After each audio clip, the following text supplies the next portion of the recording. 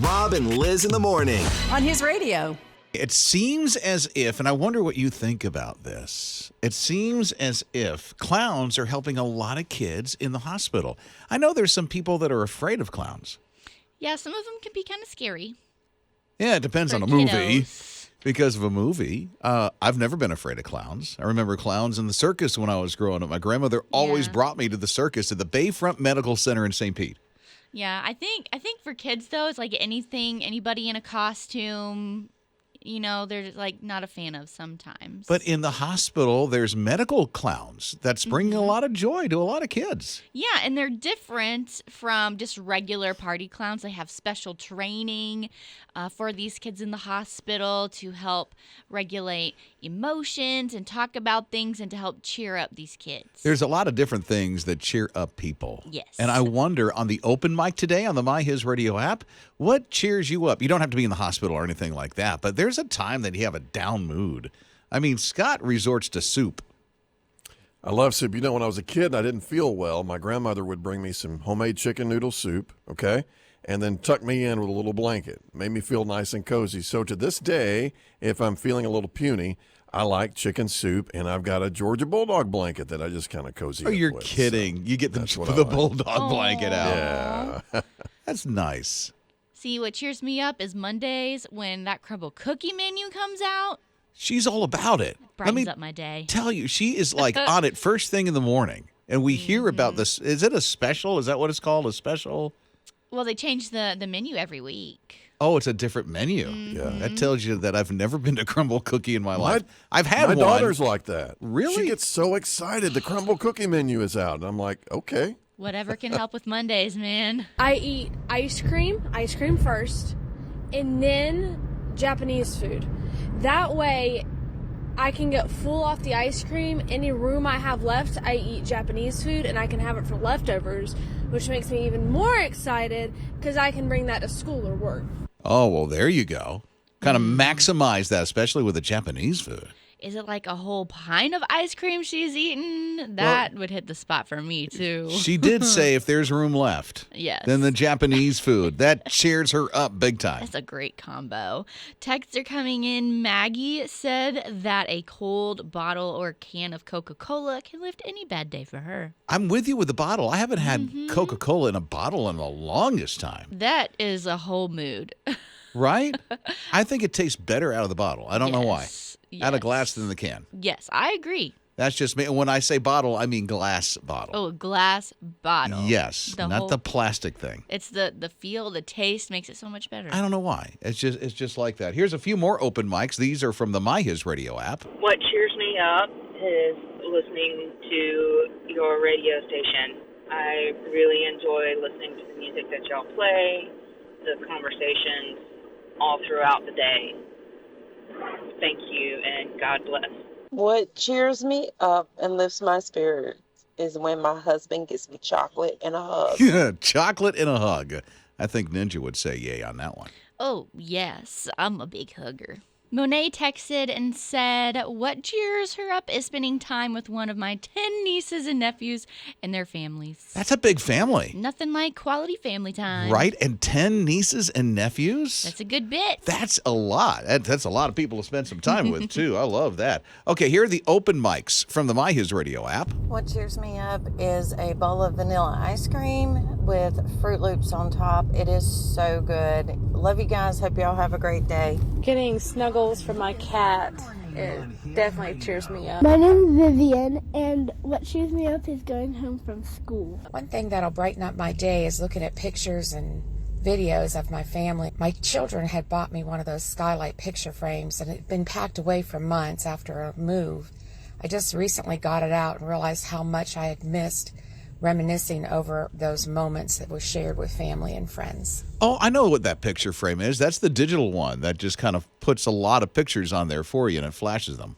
Yeah, my mom has one, and I'll always just send her pictures and videos of the baby. No way. Mm-hmm. How many does she load at one time, or does she just keep that thing full? She keeps it full. So it's just a big variety. Yes. You'll watch everybody grow up. All of Ollie's face. Rob and Liz in the morning. On his radio. The Fuller Creative Learning Center Golden Girls are making a difference. hats. The what center? It's called the Fuller Creative Learning Center, and they have their very own Golden Girls. Really? Like the show. I remembered the Golden show. Girls. That was eons ago. That was way before Ninja was even born. Yes, I've seen it though. But it is a group of ladies who gather, who knit, crochet, embroider all these blankets and cozy things for people in need. Oh, for real? Mm-hmm. So they have like a sewing club and stuff? Yes, they do. They have a sewing club. They get together. They have community for each other, but also give back to the community. You know, my father-in-law, of all people, started doing this. His wife, you know, my stepmother-in-law, I guess that's how you would say it. Her name's Joey. She does all this quilting, and so she puts these blankets together. And so after he retired, he wanted some things to do, so he started doing this as well. So they both make these big blankets and quilts and just give them all over the place. They live in Marshall, Michigan, and they do this for charity all the time, which is amazing to me. That's precious. It's not common to hear of the husband wanting to get into quilting too. Right? He even made one for my wife's birthday. Maybe he can join the Golden Girls group. Pelzer Church of God does the crocheting, and they have a group, and they make hats and blankets and all kinds of stuff, but they make blankets and hats for the hospital for moms that miscarry or have stillbirth to be able to have something to wrap their baby in. Oh, that's so sweet. I love that they do that at that church. Yeah, you know, when I was in the hospital with Ollie, I saw a pile of blankets that had little cards on them that said this was prayed for by whoever, and I wonder if that's what those were for. They probably were. Rob and Liz in the morning. On His Radio. Being a new mom with baby Ollie being 2 months old, we're experiencing a lot of firsts. His first smiles and first doctor's appointments and First messy diaper. That was a while ago. Yeah. It hasn't stopped. Plenty of the messy diapers. But eventually we'll have to take him in for his first haircut. My dad and grandpa, they're barbers. And so they're like, you have to take him to us to get his first haircut. I'm sure. But being around the barbershop, there have been a lot of scary experiences around barbers for some reason. My dad's had many a kid to have to console because he's getting his hair cut. Yeah. But this one mom, she actually got her kid's reaction on video. Oh, no. No way. He's laughing. He's laughing.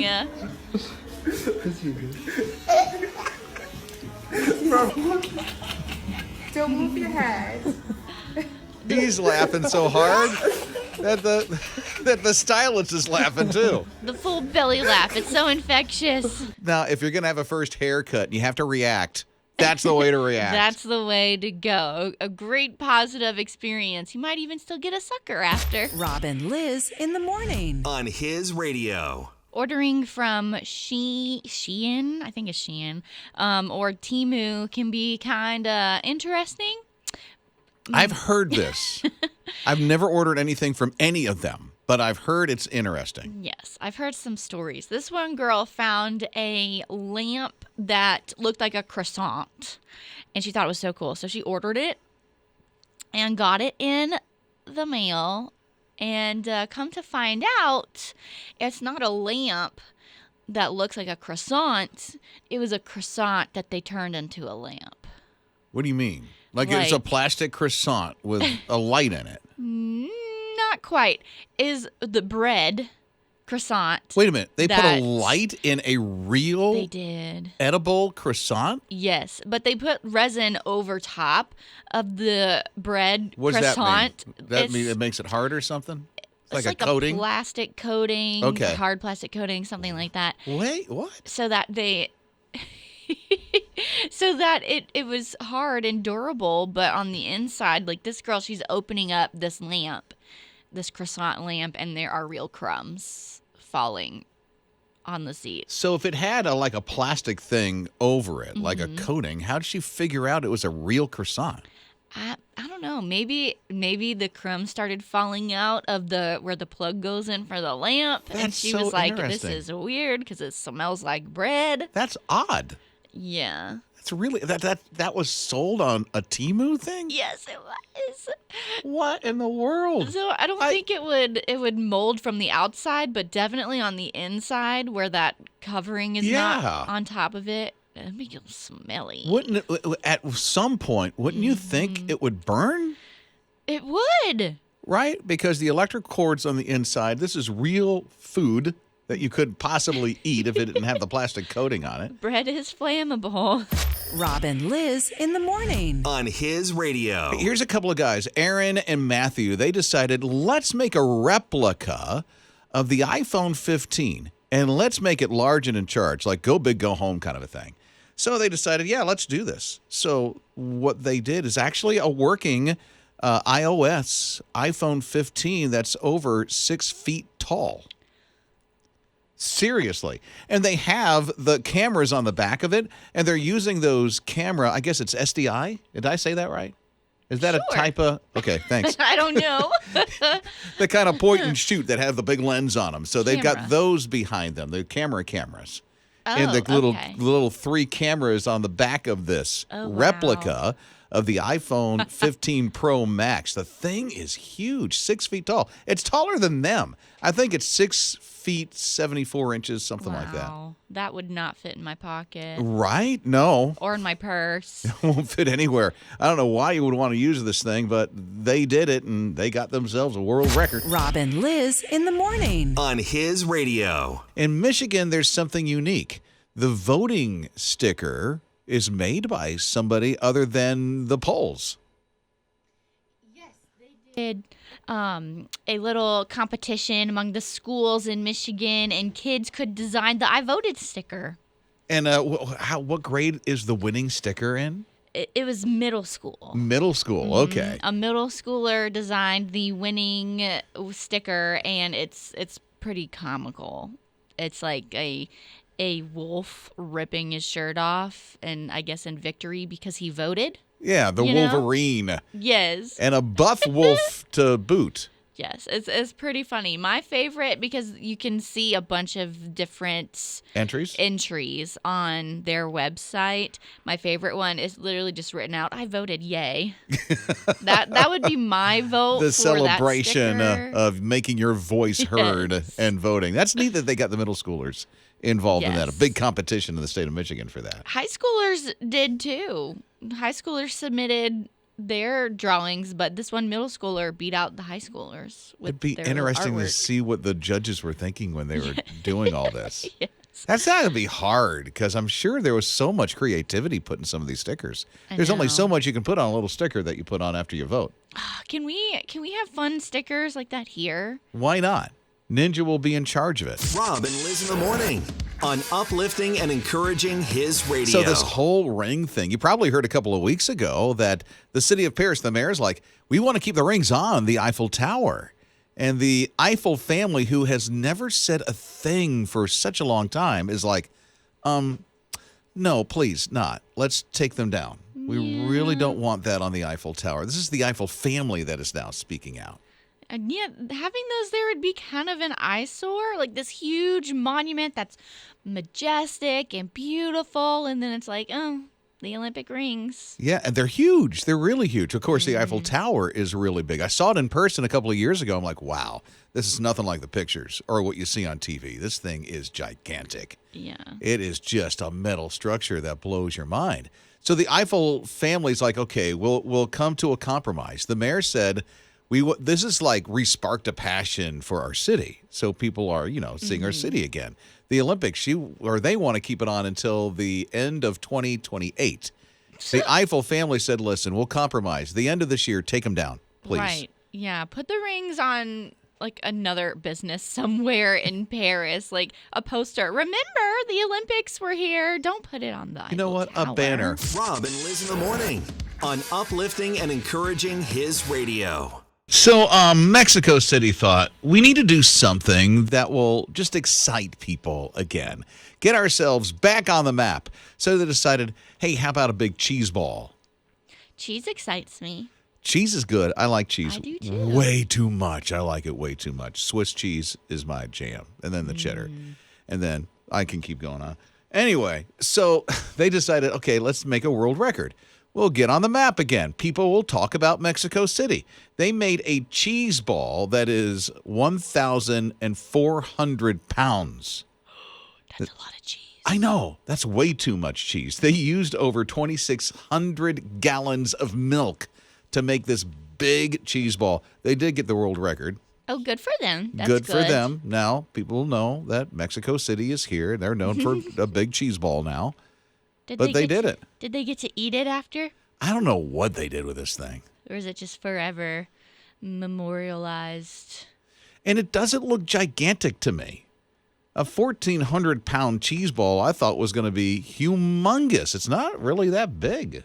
Maybe whoever held the record for largest cheese ball before, maybe it was teeny tiny and they didn't have to make it super They huge. had no idea, but I know Scott Watson wants to dig into that thing. What's the size of the cracker for this cheese ball? Rob and Liz in the morning on uplifting and encouraging his radio. Rebecca and Josh were wanting to make a little extra cash, so they set up a lemonade stand. They're a brother and sister, little kids, and they were learning the lessons of hard-earned money. And we're making a lemonade stand for their neighborhood. Made about $40. Oh, not bad. Yeah. Well, Mom went inside for a split second to make a phone call. And when she came back, found out the kids got robbed. You're kidding me. All their money was gone. Somebody just came up and took the cash? Yeah. So heartbreaking because these kids worked really hard on that. Oh, that's sad. Yeah. Well, they were encouraged by Mom and people in the neighborhood to try again and set up the lemonade stand another day.